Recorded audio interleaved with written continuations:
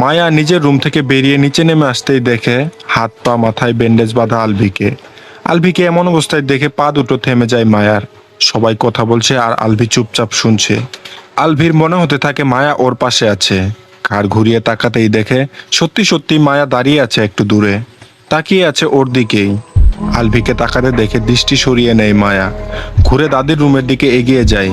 আলভি বিড়বিড় করে বলে, হাইরে বউরে, কাছে এসে একটু জিজ্ঞেসও করলো না কি হয়েছে, উল্টো মুখ বাঁকিয়ে চলে গেল পাষাণ বউ। তারপর আলভি বলল, আমি ড্রেস চেঞ্জ করে ফ্রেশ হয়ে আসছি বলেই বসা থেকে উঠে দাঁড়াই। খুঁড়িয়ে খুঁড়িয়ে এগিয়ে যায় সিঁড়ির দিকে। মায়া দাদির রুমে এসে দেখে দাদি এখনো জায়নামাজের উপর বসে তাসবিহ পাঠ করছেন। মায়াকে দেখে কাছে ডাকেন দাদি। তারপর বলেন, ড্রয়িং রুমে কি হয়েছে? সকলে জুড়ে জুড়ে কথা বলল কেন? তারপর মায়া বলল, তোমার পেয়ারে নাতির কি যেন হয়েছে। দাদি বলল, মাহিরের? ওর আবার কি হলো? নামাজ পড়তে আসার আগে না ওকে সোফায় দেখে আসলাম। তারপর মায়া বলল, আরে ভাইয়ার না তো, তোমার বিদেশি ধলা ইন্দুর নাতির কি যেন হয়েছে, হাত পায়ে ব্যান্ডেজ বাঁধা দেখলাম। আটকে ওঠেন নাহার বেগম। তারপর বলেন, কি হয়েছে আলভির? মায়া বলল, মনে হয় অ্যাক্সিডেন্ট হয়েছে। নাহার বেগম দ্রুত বসা থেকে উঠে দাঁড়ান। ডোরের দিকে এগিয়ে যেতে যেতে বলেন, পাষাণ মেয়ে, তোর জামাই মরে যায় আর তুই এখানে দাঁত বের করে কথা বলছিস না? মায়া বলল, আশ্চর্য তো, কথা বললে তো দাঁত বের হবেই, তোমার মতো দাঁত ছাড়া নাকি আমি? দাদি বলল, বেশি কথা না বলে তাড়াতাড়ি আয়। মায়া বলল, তুমি যাও, আমি যাব না। নাহার বেগম ফিরে ভেতরে আসেন। আবার মায়ের হাত ধরে টেনে রুম থেকে বেরিয়ে আসেন। রুমের বাইরে এসে শক্ত হয়ে দাঁড়ায় মায়া। তারপর মায়া বলল, অদ্ভুত তো, এভাবে আমার হাত ধরে টানছো কেন? নাহার বেগম বলেন, বাড়িতে এতগুলো মেহমান এসেছে, তারা কি বলবে? ছেলেটার অ্যাক্সিডেন্ট হয়েছে আর তুই বউ হয়ে ওর সেবা যত্ন তো দূরে থাক, কাছেও যাচ্ছিস না। মায়া বলল, মেহমানরা খুশি হবে, এখন ছাড়ো আমার হাত, তোমার ওই শয়তান নাতির সামনে যাব না আমি। নাহার বেগম বলেন, জামাইকে এভাবে বলতে হয় না। মায়া বলল, ও নাতির জন্য দরদ উতলে পড়ছে বুঝি? নাহার বেগম বলেন, তুই বেশি কথা বলিস। মায়া বলল, যাব না আমি। নাহার বেগম শুনেন না মায়ের কোনো কথাই, হাত ধরে জোর করে ড্রয়িং রুমে নিয়ে আসেন। তারপর বলেন, আলভি কোথায়? নাহার বেগমের কথা শুনে সবাই উনার দিকে তাকায়। মাহির বলে, রুমে গেছে। নাহার বেগম আর কোনো কথা না বলে সিঁড়ি দিয়ে এগিয়ে যায় মায়ের হাত ধরে রেখেই। সোফায় সবাই বসে আছে তাই মায়া কিছু বলছে না। দাদিকে ধরে নিয়ে উপরে উঠে আসে। তারপর মায়া বলল, এখন তো ছাড়ো আমাকে। নাহার বেগম বলেন, কোনো ছাড়াছাড়ি নেই, তুই আয় আমার সাথে। মায়া বলল, বুড়ো হয়ে গেছো, শরীরে এখন এত শক্তি কেন? নাহার বেগম বলেন, তোর বয়সে আমি 2 সন্তানের মা হয়ে গিয়েছিলাম।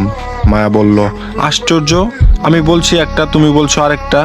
নাহার বেগম বলেন, বেশি কথা না বলে আয় আমার সাথে। মায়াকে টেনে নিয়ে আলভির রুমের সামনে এসে দাঁড়ায়। কিছুতেই ভেতরে প্রবেশ করবে না। তারপর নাহার বেগম বলেন, আলভি। দাদির গলার স্বর শুনে ড্রেসিং টেবিলের সামনে থেকে দূরের দিকে উকি দেয়। তারপর বলে, ভেতরে আসো। নাহার বেগম বলেন, তুমি একটু আসো। আলভি ড্রেসিং টেবিলের সামনে থেকে সরে আসে। দাদি নাতনিকে এক প্রকার কুস্তি ধরে রেখে কয়েক সেকেন্ড চুপচাপ দাঁড়িয়ে থাকে। মায়া আলভির দিকে তাকাচ্ছেই না, দাদির হাত থেকে নিজের হাত ছাড়িয়ে নেওয়ার চেষ্টা করছে সমানে। তারপর আলভি বলল, বলো দাদু। নাহার বেগম বলেন, ওকে একটু ভেতরে নিতে সাহায্য করো, পারবে কি? আলভি 2 কদম এগিয়ে আসে। মায়ার বাম হাতটা নিজের বাম হাত দিয়ে ধরে এক টানে ভেতরে নিয়ে আসে। তারপর নাহার বেগম আবার বলেন, উপরের সিটকিনিটা লাগিয়ে দাও। দাদির কথা মতোই তাই করে আলভি। মায়া এক পাশে মাথা নিচু করে দাঁড়িয়ে আছে, রাগে লাল হয়ে গেছে। বুড়ো মানুষ, বেশি জোরে টানাটানি বা ধাক্কা দিলে পড়ে গিয়ে ব্যথা হবে, তাই মায়া সেরকম কিছুই করেনি। আর এই বুড়ি ওকে ধরে বেঁধে বাঘের খাঁচায় এনে বন্দি করলো, তাও যে সে বাঘ না, 1 নাম্বারের অসভ্য অভদ্র লুচু বাঘ, সুযোগ পেলেই চেপে ধরে। নাহার বেগম মায়াকে টেনে এনে দাঁড়ান আলভির সামনে। মায়া মাথা নিচু করে দাঁড়িয়েই থাকে, একটা বারো উপরের দিকে তাকায় না। নাহার বেগম ভালোভাবে তাকান নাতির দিকে। তারপর বলেন, এরকম হয়েছে কিভাবে তোমার? কিভাবে অ্যাক্সিডেন্ট হয়েছে? আলভি বলল, বাইক চালাতে গিয়ে বাইক নিয়ে পড়ে গিয়েছিলাম। নাহার বেগম বলেন, আর কোথায় কোথায় ব্যথা পেয়েছো? আলভি বলে, বেশি ব্যথা পাইনি, আর কয়েকদিনেই ঠিক হয়ে যাবে। নাহার বেগম বলেন, তুমি দেখাও, আমি দেখব। গায়ের টি শার্ট তুলে ডান পাশের পিঠ দেখায়। তারপর নাহার বেগম আবার বলেন, এরকম হয়ে গেছে, আর বলছো বেশি কিছু হয়নি? দাদির কথা শুনে মায়া চোখ তুলে তাকায়। আলভির ফর্সা পিঠ ডান পাশটা পুরোপুরি জখম হয়ে গেছে। এমন অবস্থা দেখে মায়ের শরীরটা কাটা দিয়ে ওঠে। আলভি ঘুরে দাঁড়াতেই চোখাচোখি হয় দুজনের।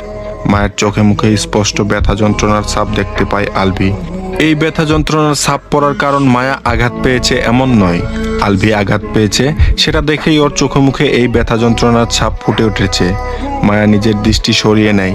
আলভি বুঝতে পারে মায়া ওর কাছ থেকে নিজের দৃষ্টি লুকিয়ে নিল। আলভি খুঁড়িয়ে খুঁড়িয়ে বেডে বসে পা ঝুলিয়ে দাদি আর মায়াকেও বসতে বলে। দাদি মায়াকে টেনে নিয়ে বসেন আলভির পাশে। তারপর মায়া বলল, ডক্টর কি বলেছেন? আলভি বলল, কয়েকদিনে ঘা শুকিয়ে যাবে। মায়া বলল, দেখে শুনে বাইক চালাবেন না, যদি বড় ধরনের কিছু হয়ে যেত। আলভি সামনের দিকে দৃষ্টি রেখে বলে, কি আর হতো, সবাইকে মুক্তি দিয়ে চলে যেতাম, আমার জন্য আর কাউকে কষ্ট পেতে হতো না। তারপর মায়া এক প্রকার রেগে বলল, আলভি। আলভি বলল, রেগে যাচ্ছ কেন? ভুল কিছু বলেছি আমি? তুমি হিসেব করে দেখো আমার জন্য এই বাড়ির প্রত্যেকজনকে ঠিক কতটা কষ্ট পেতে হয়েছে। সবাইকে আমি অনেক কষ্ট দিয়েছি, এতগুলো বছর ধরে অনেক কষ্ট দিয়েছি সবাইকে। তারপর নাহার বেগম বলেন, পুরনো কথা বাদ দাও। আলভি বলে, কিভাবে বাদ দেব? পুরনো স্মৃতি কি ভুলতে পারবে তুমি? তারপর নাহার বেগম আবার বলেন, পুরনো কথা মনে করে কেন কষ্ট পাবে? বর্তমান আর ভবিষ্যৎ নিয়ে ভাবো, ভবিষ্যতে যেন কাউকে কষ্ট পেতে না হয় সেদিকে খেয়াল রাখবে। আলভি বলল, অতীতের কষ্টই তো মুছে দিতে পারছি না, বর্তমান ভবিষ্যৎ নিয়ে কখন ভাববো? আগের ক্ষতটা তো সারাতে হবে আগে। আলভির কথা শুনে মায়ার মুখের দিকে তাকান নাহার বেগম। মায়া এখনো চোখ মুখ শক্ত করে নিচের দিকে তাকিয়ে আছে। আলভির কথা ওর কর্ণকুহরে পৌঁছেছে কিনা কে জানে। আলভি পুনরায় বলে, তোমার কি মনে হয় দাদু, তোমাদের সকলকে ছেড়ে জার্মানিতে আমি খুব সুখে আনন্দে নেচে গিয়ে দিন পার করেছি? আলভির কথা শুনে নাহার বেগম বলেন, এরকম কেন মনে হবে? আমাদের পরিবারের সবাই এখানে আছে, শুধু তুমি ছিলে না, তাতেই সকলের এত কষ্ট হয়েছে। সব সময় শূন্যতা ঘিরে রেখেছে সবাইকে, সেখানে তুমি পরিবারের সবাইকে ছেড়ে একা একা ছিলে এতগুলো বছর। আমাদের থেকে তোমার অনেক বেশি কষ্টই হয়েছে। আলভি বলল, ভুল বললে দাদু, যাদের হৃদয় থাকে তাদের কষ্ট হয়, আমার তো হৃদয়ই নেই, তাহলে আমার কষ্ট হবে কেন? আলভি একটু থেমে আবার বলে, সদ্য 18 বছর বয়স, অপরিচিত একটা দেশ, অপরিচিত জায়গা, অপরিচিত মানুষ, পরিচিতি বলতে শুধু আমার আমিটাই। পরিবারের সাথে যোগাযোগ বন্ধ, কথা বলার মতো কেউ নেই, যদিও এর জন্য একমাত্র আমি নিজেই দায়ী। দিন যায়, মাস যায়, বছর পেরিয়ে নতুন বছর আসে, কিন্তু আমার জীবনে হাসি আনন্দ আসে না। এভাবেই পড়াশোনা করতে করতে 7টা বছর পেরিয়ে যায়। রাগ জেদ তখনও আমার শরীরে প্রত্যেকটা শিরায় উপশিরায়। রাগী গম্ভীর বদমেজাজি খিটখিটে মেজাজ, কারোর সাথে কথা বলতে ইচ্ছে করতো না। মানে কেমন যেন হয়ে গিয়েছিলাম। সিদ্ধান্ত নিয়েই নিলাম দেশে ফিরবই না। জব করার সিদ্ধান্ত নিয়েও আবার মত পাল্টে বিজনেস করার সিদ্ধান্ত নেই। আব্বুর কাছ থেকে টাকা নিয়ে শেয়ারে বিজনেস শুরু করলাম। ব্যস্ত হলাম নতুনভাবে। সারাদিন কাজকর্ম ব্যস্ততা শেষে যখন ওই বাড়িটায় ফিরতাম, দম বন্ধ হয়ে আসতো। ডাইনিং টেবিলে খাবার খেতে বসে প্রত্যেক লুকমা ভাতের সাথে এক ঢুক পানি গিলতে হয়েছে। পানি ছাড়া ভাত গলা থেকে নেমে পেটে যেতেই চাইতো না। এটুকু বলেই একটু থামে, তাকাই দাদির মুখের দিকে। দাদির চোখ দুটো পানিতে টইটুম্বুর হয়ে আছে। আলভি মুচকি হেসে নিজের হাত দিয়ে দাদির চোখের পানি মুছিয়ে দেয়। এক হাতে জড়িয়ে ধরে দাদিকে। দাদিকে জড়িয়ে ধরার সময় মায়ার বাহুতে ছোঁয়া লাগে। মায়া একটু সরে যায়। আরো কিছু বলতে চাইলেও দাদির চোখে পানি দেখে আর কিছু বলে না আলভি। তারপর আলভি বলল, কি হয়েছে দাদি, তোমার চোখে পানি কেন? নাহার বেগম বলেন, সবাইকে ছেড়ে থাকতে অনেক কষ্ট হয়েছে তাই না? আলভি বলল, আমার কষ্ট হয় না। ছলছল চোখে নাতির মুখের দিকে তাকিয়ে থাকেন নাহার বেগম। আলভি দাদিকে ছেড়ে উঠে দাঁড়ায়। তারপর বলে, তোমরা 2 মিনিট বসো, আমি আসছি। টাওয়েল হাতে ওয়াশরুমে প্রবেশ করে আলভি। ড্রেস চেঞ্জ করলেও হাত মুখ ধোয়া হয়নি। টাওয়েল ভিজিয়ে হাত মুখ মুছে নেয়। ব্যান্ডেজে এখন পানি লাগাতে নিষেধ করেছে, সকালে লাগাতে পারবে, সমস্যা হবে না। নাহার বেগম মায়ের মুখের দিকে তাকান। মায়া এখনো আগের মতোই বসে আছে। মায়ের এক হাত নিজের হাতের মুঠোয় নিয়ে বলেন, আর কত জেদ ধরে বসে থাকবি? এবার অন্তত সব রাগ জেদ ছেড়ে ফেলে দে। তুই যেমন কষ্ট পেয়েছিস, আলভিও তো তেমন কষ্ট পেয়েছে। তারপর মায়া বলল, কষ্ট পেয়েছে ঠিক আছে, কিন্তু আমাকে যা যা ফেস করতে হয়েছে, তোমার নাতিকে কি সেসব ফেস করতে হয়েছে? আমি শুনেছি মানুষদের তীরের ফলার মতো ধারালো কথা। 1000বার ছুরি দিয়ে আঘাত করলেও বোধহয় অতটা কষ্ট হতো না যতটা কষ্ট মানুষের কথায় হয়েছে। সে ছেলে বলে এখনো তাকে দুটো কথা বলেনি কেউ। আর বাড়িতে মানুষ আসতে না আসতে আমাকে কথা শোনানোর জন্য চলে এসেছিল। আমাকেই সব সহ্য করতে হবে, আমাকেই মানিয়ে নিতে হবে, আবার আমাকেই ছেড়ে দিতে হবে। আমি কি তোমার নাতিকে ধরে রেখেছি, নাকি তাকে আবার বিয়ে করতে নিষেধ করেছি? সে এখন ওই বিয়ে করে নিক, তাতে আমার কোনো আপত্তি নেই। এরপর যে আমাকে কথা শোনাতে আসবে, আমি কিন্তু তাকে অপমান করে দেব। তারপর কিন্তু তোমরা কেউ বলতে পারবে না আমি এত বড় বেয়াদব কেন হয়েছি। নাহার বেগম বলেন, তোকে কে কি বলেছে আবার? মায়া বলল, কে কি বলেছে এখন বলতে চাইছি না, কিন্তু নেক্সট টাইম বললে অপমান করতে 2 সেকেন্ড ভাববো না, সে যেই হোক না কেন। দাদি হয়তো বুঝতে পারলেন কিছুটা। তিনি এর আগেও আলভির নানির বাড়ির কয়েকজনকে দেখেছিলেন মায়াকে কথা শোনাতে। তখন তিনি হুঁশিয়ার করে দিয়েছিলেন পরের বার যেন এমন কিছু না করে, কিন্তু তারা এবারে এসেও একই কাজ করছে, কিন্তু কে করছে সেটা শিওর হতে পারছেন না। ওয়াশরুমের ডোরের সামনে দাঁড়িয়ে দাদি নাতনির সব কথা শুনছে আলভি। মায়া যখনই বলেছে আসতে না আসতেই কথা শোনানোর জন্য চলে এসেছিল, তখনই বুঝতে পেরেছে ওর নানার বাড়ির কেউ একজন মায়াকে পছন্দ করে না, আর সেও অন্যদের মতোই মায়াকে কথা শোনায়। আগেও শুনিয়েছে। ডোর খুলে রুমে চলে আসে। মায়া আর কোনো কথা না বলে চুপ হয়ে মাথা নিচু করে বসে থাকে। আলভি ভেজা টাওয়েলটা শুকাতে দিয়ে আসে ব্যালকনিতে। রুমে এসে ডোর খুলে মায়ের দিকে তাকিয়ে বলে, মায়া তুমি যাও। মায়া আর 1 সেকেন্ডও দেরি করে না, সাথে সাথেই উঠে রুম থেকে বেরিয়ে যায়। মায়া চলে যাওয়ার পর আলভি আবার ডোর লক করে দেয়। তারপর দাদির পাশে এসে বসে। তারপর বলে, তোমাকে যা জিজ্ঞেস করব তার সঠিক উত্তর দেবে। নাহার বেগম বলেন, কি জানতে চাও? আলভি বলল, মায়া একটু আগে যা যা বলেছে সবাই শুনেছি আমি। নাহার বেগম বলেন, তুমি কিন্তু কোনো ঝামেলা করো না দাদু ভাই। আলভি বলে, ঝামেলা করব না, শুধু তুমি আমার প্রশ্নের উত্তর দাও। আলভির ক্ষত অনেকটাই শুকিয়ে উঠেছে, এখন স্বাভাবিকভাবে হাঁটাচলা করতে পারে, তবে ডান হাতের ব্যথা এখনো পুরোপুরি ঠিক হয়নি। মাঝখানে একদিন পেরিয়ে গেছে, সবকিছু আগের মতোই রয়ে গেছে। আলভি আর মায়ের সম্পর্ক একটু উন্নতি হয়নি। আলভিকে দেখলেই 10 হাত দূরে গিয়ে হাঁটে মায়া। আলভি কথা বলতে চাইলেও সুযোগ দেয় না। আর আগামী পরশু আলভির নানির বাড়ির সবাই ফিরে যাবে। আলভির নিজের রুমে বেডের উপর বসে ল্যাপটপে ভিডিও কলে কথা বলতে ব্যস্ত। জার্মানি থেকে ওর পিএ আমান কল করেছে। কথা শেষ করে সামনের দিকে তাকিয়ে দেখে লীরা দাঁড়িয়ে আছে। আলভি বুঝে আসে না এই মেয়ে বাড়িতে থাকলেও কেন এত মেকআপ করে। লীরা আলভির কাছে এগিয়ে এসে দাঁড়ায়। আলভি বিরক্ত হলেও চুপ করে রইল। এই মেয়ের মতলব বুঝতে বাকি নেই আলভির। মেয়ে মানুষ হয়ে কিভাবে যে একটা ছেলের দিকে তাকিয়ে থাকে কে জানে। এই মেয়ের লজ্জা শরম বলতে কিছুই নেই, তা বুঝতে বাকি নেই আলভির। এই রাতের বেলা যুবতী মেয়ে হয়ে একটা ছেলের রুমে আসা কোনো ভালো মেয়ের কর্ম নয়। এগুলো বাড়ি থেকে বিদায় হলেই বাঁচে আলভি। লীরা কিছু বলার জন্য উসখুস করছে, কিন্তু ওর কথা শুনতে চায় না আলভি, তাই নিজে থেকেই বলে, বাইরে কোনো মেয়ে হুটহাট আমার রুমে আসুক তা আমার পছন্দ না লীরা, তুমি এখন আসতে পারো। লীরা বলে, আমি বাইরের মেয়ে? আলভি বলল, তুমি যেভাবে বুঝছো আমি সেভাবে বলিনি। বাইরের মেয়ে বলতে বুঝিয়েছি আমার বউ বাদে অন্য কোনো মেয়ে আমার রুমে আসুক তা আমার পছন্দ না। তুমি এখন আসো, আমি ঘুমাবো। লীরা অপমান বোধ করে।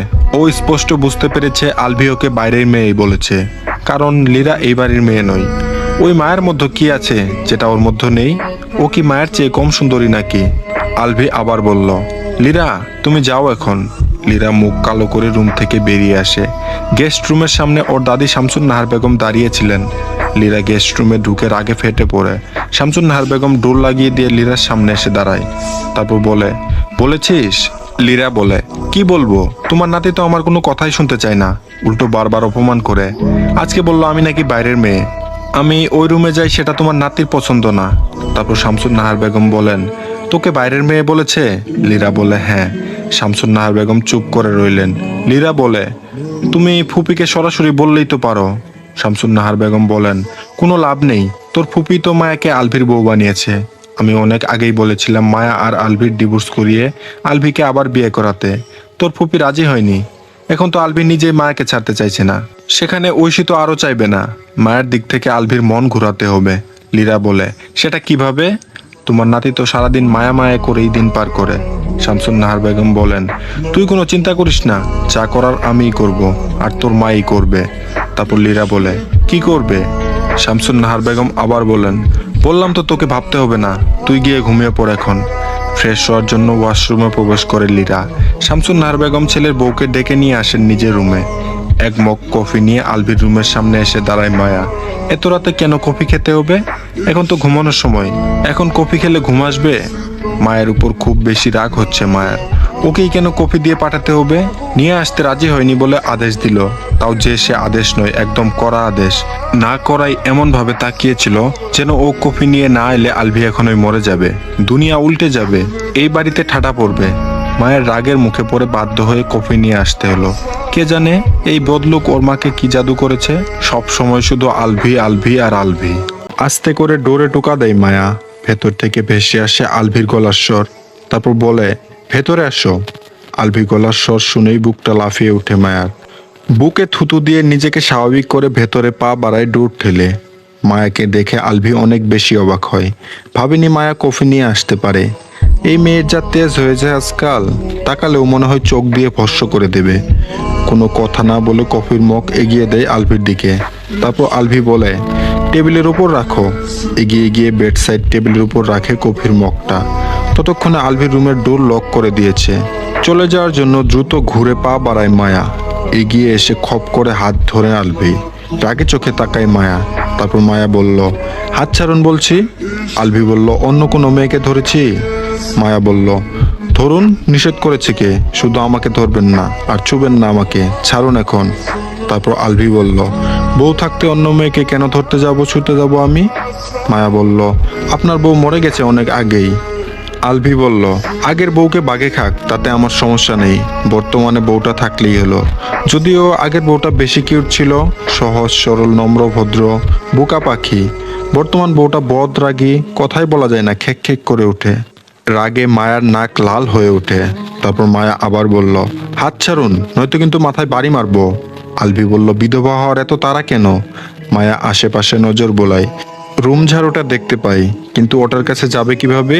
এই শয়তান লোকের যে শক্তি, হাত চালাতে পারবে বলে মনে হয় না। তারপর বলল, আপনার কফি ঠান্ডা হয়ে যাচ্ছে। আলভি বলল, হোক। মায়া বলল, সবাই ঘুমিয়ে গেছে, গরম করে দেওয়ার জন্য কেউ নেই। তারপর আলভি বলল, আমি কফি গরম করতে পারি। হাত ছাড়াতে না পেরে আলভির হাত কামড়ে ধরে মায়া। এত জোরে কামড় দেওয়ার পরেও আলভি ছাড়ে না মায়ার হাত। আলভির হাত ছেড়ে আলভির মুখের দিকে তাকাই। এই লোক কোন মাটি দিয়ে তৈরি? এত জোরে কামড় দিল, ব্যথা পায়নি নাকি? এখনো এমন স্বাভাবিক আছে কিভাবে? তারপর মায়া আবার বলল, হাত ছাড়ুন। ছেড়ে দেয় আলভি। মায়া দ্রুত ডোরের কাছে এগিয়ে যায়। উপরের ছিটকিনি লাগিয়ে দিয়েছে শয়তান লোকটা। ওই পর্যন্ত মায়ের হাত পৌঁছাচ্ছে না। এত বড় করে কেন ডোর বানাতে হবে? এই ডোরের ভেতর দিয়ে কি জাহাজ চলাচল করবে নাকি? মায়া আশেপাশে নজর বুলিয়ে টুল আনার জন্য এগিয়ে যায়। আলভি ডোরের সামনে দাঁড়িয়ে থাকে। আজকে আর যেতে দেবে না এই রুমের বাইরে। পুরো 2 দিন পর আজকে হাতের নাগালে পেয়েছে। তারপর মায়া আবার বলল, সামনে থেকে সরুন। আলভি বলল, সরাও। মায়া বলল, কি শুরু করেছেন? বাড়ির সবাই মিলে মজা করছেন আমার সাথে? আলভি বলল, বাড়ির সবাই করলে করতে পারে, কিন্তু আমি করছি না। কয়েক কদম এগিয়ে গিয়ে ঝাড়ুটা হাতে তুলে উল্টো করে ধরে। তারপর বলে, সামনে থেকে সরুন, নয়তো ঝাড়ু দিয়ে মারবো। তারপর আলভি বলল, পারলে মারো। মায়া বলল, সত্যি সত্যিই মারবো কিন্তু। আলভি বলল, মারো। মায়া বলল, সরবেন না? আলভি বলল, না। মায়া আবার বলল, সরবেন না আপনি? আলভি আবার বলল, আমার সব কথা শুনবে, তারপর সরবো। মায়া বলল, কেন শুনবো আপনার কথা? আলভি বলল, কারণ আমি বলবো তাই। মায়া বলল, কেন বলবেন? আলভি বলল, তোমাকে বোঝানোর জন্য বলবো। মায়া বলল, কেন বুঝাবেন আমাকে? আলভি বলল, যেন 10-12টা বাচ্চা পয়দা করতে পারি। বিরক্ত হয়ে শেষের কথাগুলো খুব দ্রুত বলে আলভি। মায়া হাতের ঝাড়ুটা দিয়ে ঠাস ঠাস করে বাড়ি বসায় আলভির বাম বাহুতে। তারপর বলে, অসভ্য, অভদ্র শয়তান লোক, ঠাডা পড়বে মুখের মধ্যে। অবাক হয়ে তাকিয়ে রইল আলভি। সত্যি সত্যি বাড়ি মারলো? এই বউ তো ওর গলা কেটে দিতেও 2 মিনিট ভাববে না। হাতের ঝাড়ু ফেলে জোরে শক্তি প্রয়োগ করে আলভিকে ধাক্কা দেয় মায়া। অন্যমনস্ক থাকায় টাল সামলাতে না পেরে পাশের দেয়ালের সাথে বাড়ি খাই। বাড়ি খেয়ে সাথে সাথে আবার নিচে পড়ে যায়। কোনো রকমের ডোর খুলে রুম থেকে বেরিয়ে আসে। ডোরে নিজের রুম থেকে এসে ডোর লক করে দেয়। শরীর থরথর করে কাঁপছে। দ্রুত বেডে শুয়ে পড়ে উপুর হয়ে। কি করে ফেললো? ওর মা যদি জানতে পারে আলভিকে ঝাড়ু দিয়ে মেরেছে, তাহলে ওকে ঝাড়ু দিয়ে মেরে বাড়ি থেকে বের করে দিবে। আলভির মুখের অমন কথা শুনে হাত দুটো আপনা আপনি বাড়ি মেরেছে। ওর কোনো দোষ নেই। ও মারতে চায়নি তো সত্যি সত্যিই। এখন কি হবে? শোয়া থেকে আবার লাফিয়ে উঠে বসে। যেই জুড়ে ধাক্কাটা দিল, ঠাস করে দেয়ালের সাথে গিয়ে মাথায় বাড়ি খেলো। বেঁচে আছে না মরে গেছে, নাকি অজ্ঞান হয়ে গেছে? এত জোরে বাড়ি খেয়েও তো চিৎকার করলো না। ভয়ে মায়ের হাত পা আরো বেশি কাঁপতে শুরু করে। আলভি যদি মরে যায়, তাহলে কি পুলিশ ধরে নিয়ে যাবে? জেল হবে, ফাঁসি হবে, তারপর ও নিজেও মরে যাবে। না, এ কিছুতেই হতে পারে না। আলভির কি অবস্থা কে জানে। ও তো এখন ওই শ্বাস বন্ধ হয়ে আসছে। না, কিছু হবে না আলভির। এত বড় হাতির মতন একটা লোক ওর মতন মশার ধাক্কা খেয়ে মরতেই পারে না। হয়তো মাথায় আঘাত পেয়েছে, বরফ দিলে ঠিক হয়ে যাবে। বেড থেকে নেমে দাঁড়াই। একবার দেখে আসা উচিত কি অবস্থা আলভির। থরথর করে কাঁপতে কাঁপতে রুম থেকে বেরিয়ে আসে। আলভির রুমে না গিয়ে আগে নিচে কিচেনে আসে। ফ্রিজ থেকে একটা ঠান্ডা পানির বোতল নেয়, আইস কিউব নেয় সাথে। তারপর আবার উপরে উঠে আসে। বাড়ির কারো কোনো সারা শব্দ নেই, সবাই নিজেদের রুমে নিশ্চুপ হয়ে রয়েছে। মায়া এবার আলভির রুমের ডোর ঠেলে ভেতরে উকি দেয়। কই আলভি কই? ঝাড়ু টুল কিছুই তো নেই সামনে, আর না আলভি আছে। হাওয়া হয়ে গেল নাকি? মাথাটা আরেকটু ভেতরের দিকে নিয়ে পুরো রুমে নজর বোলাতেই দেখে আলভি ড্রেসিং টেবিলের সামনে দাঁড়িয়ে ডেপ ডেপ করে তাকিয়ে আছে ওর দিকেই। এভাবে তাকিয়ে থাকতে দেখে ভয় পেয়ে পিছিয়ে আসে মায়া। যাক বাবা, মরেনি, অজ্ঞানও হয়নি, ব্যথা তো পেয়েছে নিশ্চিত। নিজেকে স্বাভাবিক করে নিয়ে বিড়বিড় করে হেঁটে ভিতরে প্রবেশ করে। আলভির কপালের বাম পাশটা লাল হয়ে ফুলে উঠেছে, বাম পাশের গালও লাল হয়ে আছে। ড্রেসিং টেবিলের সামনে দাঁড়িয়ে নিজেকেই দেখছিল। মায়া যে আবার ওর রুমে আসবে কল্পনাও করেনি। যা না ভাবে শুধু তাই হচ্ছে আজকে। মায়া হাতের আইস কিউবগুলো এগিয়ে দেয় আলভির দিকে, তারপর বলে, বরফ দিলে ব্যথা তাড়াতাড়ি কমে যাবে। আলভি মুখ ঘুরিয়ে বলে, লাগবে না, মাথা ফাটিয়ে এখন এসেছে বরফ দিতে। মায়া মনে মনে বলে, মেয়েদের মতো ঢঙও করতে পারে আবার। তারপর মায়া আবার বলল, বরফটা লাগান, গলে যাচ্ছে তো। আলভি বেডে গিয়ে আধশোয়া হয়ে বসে, তারপর বলে, লাগিয়ে দেওয়ার ইচ্ছা থাকলে দাও, না হলে নিচে চলে যাও। মায়া আগের মতোই দাঁড়িয়ে রইল। আলভি আবার বলে, ব্যথা তুমি দিয়েছো, সারাবেও তুমি। আর না সারানোর ইচ্ছা থাকলে নিজের মাথায় দাও, তাতে যদি ওই অগ্নেয়গিরিটা একটু ঠান্ডা হয়। মায়া আলভির মুখের দিকে তাকিয়ে থাকে। কোন দুঃখে মায়ের রাগ দেখে ভয় পেয়ে কফি নিয়ে এসেছিল। না কফি নিয়ে আসতো, আর না এসব কিছু ঘটতো। ওর মায়ের সব দোষ। ইচ্ছে না থাকা সত্ত্বেও এগিয়ে যায় আলভির কাছে। আইস কিউব হাতে তুলে নেয় একটা। থরথর করে কাঁপতে থাকা হাত বাড়িয়ে কপালে ফোলা জায়গায় বরফ ধরে। আলভি মনে মনে অনেক হাসে। ও নিজেই বরফ নেওয়ার জন্য যাচ্ছিল নিচে। মায়াকে পানি আর আইস কিউব বক্স নিয়ে এগিয়ে আসতে দেখে দ্রুত সরে এসে ড্রেসিং টেবিলের সামনে দাঁড়িয়েছিল। তখন মায়াকে দেখে অবাক হওয়ার ভান করেছে। আলভি মুখ ফুটে বলে, অন্যর বউরা তাদের জামাইকে আদর করে, চুমু খায়, মাথায় হাত বুলিয়ে দেয়, মিষ্টি মিষ্টি কথা শোনায়, আর আমার বউ ধাক্কা দিয়ে ফেলে মাজা ভেঙে দেয়, মাথা কপাল ফাটিয়ে দেয় ঝাড়ু দিয়ে বাড়ি মেরে, খেক খেক করে কথা বলে। আল্লাহ, কবে যেন তোমার এই নিরীহ নিষ্পাপ ভোলা ভালা বান্দার গলাটা কেটে দেয়। আল্লাহ, আপনার এই নিরীহ বান্দাকে হেফাজত করুন।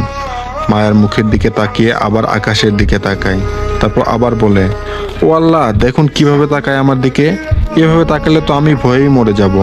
মায়া বলল, এখানে আসাই ভুল হয়েছে আমার। তারপর আলভি বলল, যাও, আর কিছু বলবো না, এখন এই নিরীহ স্বামীর সেবা যত্নটা করো একটু। পরের দিন সকালে ড্রয়িং রুমে আসতেই ড্রয়িং রুমে বসে থাকা সকলে আলভির দিকে বড় বড় চোখ করে তাকায়। কপালের উপর অত বড় আলু গজালো কিভাবে? ডান পাশের কপাল ছুলে গেছে, বাম পাশের কপাল ফুলে গেছে। আহনাফ মাহমুদ বলেন, আলভি, তোমার কপালে আবার কি হয়েছে? এভাবে ফুলে গেল কিভাবে? আলভি মায়ের দিকে তাকায়। মায়া বড় ভাইয়ের গা ঘেঁষে চূড়া চূড়া চোখে তাকিয়ে আছে ওর দিকে। নাহার বেগম বলেন, কি হলো, কথা বলছো না কেন আলভি? কপাল ফুললো কিভাবে? আলভি বলল, ওয়াশরুমে পড়ে গিয়েছিলাম রাতে, তখন দেয়ালের সাথে বাড়ি লেগেছে। আলতাফ মাহমুদ বলেন, ওয়াশরুমে গিয়ে নাচানাচি করছিলে নাকি ছোট বাচ্চাদের মতন? ঠোঁট চেপে হেসে উঠে মায়া, তারপর বলে, নাচানাচি করব কেন? সুন্দরী একটা পরী এসে ধাক্কা মেরে ফেলে দিয়েছিল, রাতে আমাকে সাথে নিয়ে যেতে এসেছিল। আমি যেতে চাইনি বলেই তো ধাক্কাটা মেরেছিল রাগে। ছেলেকে সারা জীবন দেখতে চাইলে দ্রুত বউ দাও, নয়তো ওই সুন্দরী পরী তোমাদের এই হ্যান্ডসাম ছেলেকে রাতের অন্ধকারে তুলে নিয়ে চলে যাবে।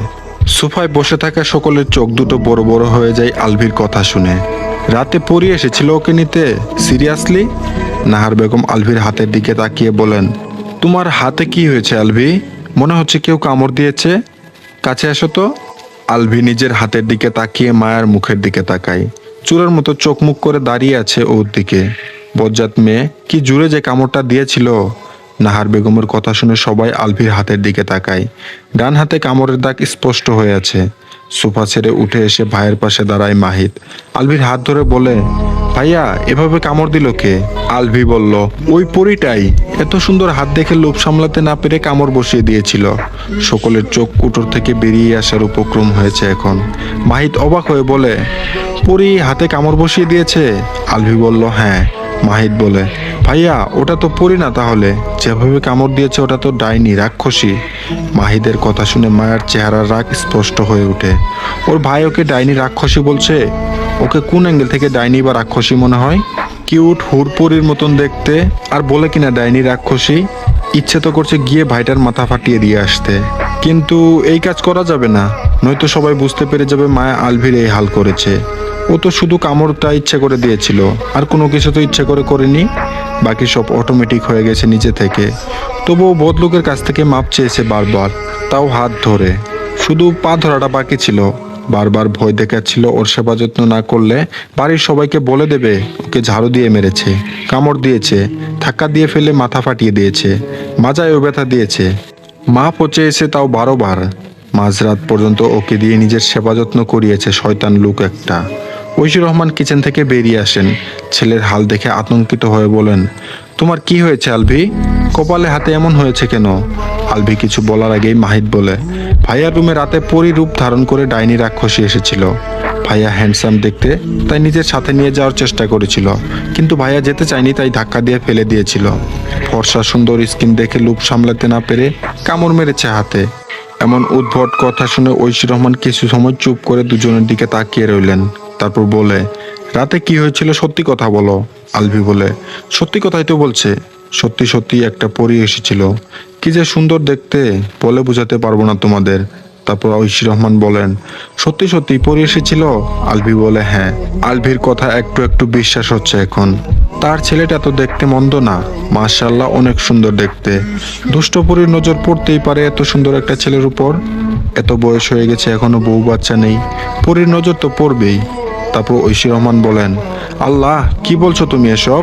আলভি বলে, সবকিছু করার পর পরীটা 1 ডজন মাফ চেয়েছিল। আলভির এমন কথা শুনে সকলে যেন 7 আসমানের উপর থেকে নিচে পড়ল। 1 ডজন মাপ চেয়েছে মানে কি? মাহির বলে, পাগলের মতন কি বলছিস এসব? 1 ডজন মাপ চেয়েছে মানে কি? তারপর বলে, 12 বার মাপ চেয়েছে আমার কাছে। মাহির বলল, তোর এই অবস্থা করে আবার মাপও চেয়েছে? উপর নিচ মাথা নাড়ায় আলভি। নাহার বেগম বলেন, এই ছেলেকে আর একটা দিনও বউ ছাড়া রাখা যাবে না, আজকে থেকে ওর বউ ওর রুমে থাকবে। আলতাফ মাহমুদ কিছু বলতে চাইলেন, কিন্তু তার আগেই মায়া বলে, আমি থাকবো না ওনার রুমে। যে বড় শয়তান উনি, উনার রুমে পড়ি কেন? কোনো শয়তান যাওয়ার আগেও 100 বার ভাববে। মায়ের এমন কথা শুনে সবাই মায়ের দিকে তাকায়। মায়া গুটিসুটি মেরে ভাইয়ের সাথে চিপকে যায়। সবাই এভাবে তাকাচ্ছে কেন ওর দিকে? বুঝতে পারে এতগুলো মানুষের সামনে ভুলভাল বলে ফেলেছে মুখ ফসকে। মুখ ফসকে বেরিয়ে গেছে, তাতে ওর কি দোষ? সব দোষ এই বদলুকের। আলভির নানি শামসুন নাহার বেগম বলেন, আলভি যেভাবে বলছে তাতে তো মনে হচ্ছে দুষ্টপরি ওর পেছনে পড়েছে। এভাবে ওকে বেশি দিন রাখা যাবে না, তাড়াতাড়ি বিয়ে করাতে হবে। মায়া ওর সাথে সংসার করতে চাইছে না, তাহলে এভাবে সম্পর্ক ঝুলিয়ে রাখার কি দরকার? ওদের তালাক করিয়ে আলভিকে আবার বিয়ে করাও। ঐশী রহমান বলেন, এখন চাইছে না, কয়েকদিন পর চাইবে। নাহার বেগম আবার বলেন, তোমার একটা মাত্র সন্তান, ছেলেটাকে দুষ্টপুরি তুলে নিয়ে যাওয়ার পর বা কোনো ক্ষতি করার পর চাইলে হবে? আর আমার মনে হয় মায়া অন্য কোনো ছেলেকে ভালোবাসে, তাই জন্য আলভির সাথে সংসার করতে চাইছে না। তো আজকের পর্বটি এই পর্যন্তই, আশা করছি ভালো লেগেছে। তো ভালো লাগলে অবশ্যই ভিডিওতে একটা লাইক দিবেন, আর অবশ্যই আমাদের চ্যানেলটিকে সাবস্ক্রাইব করে রাখবেন। ধন্যবাদ সবাইকে।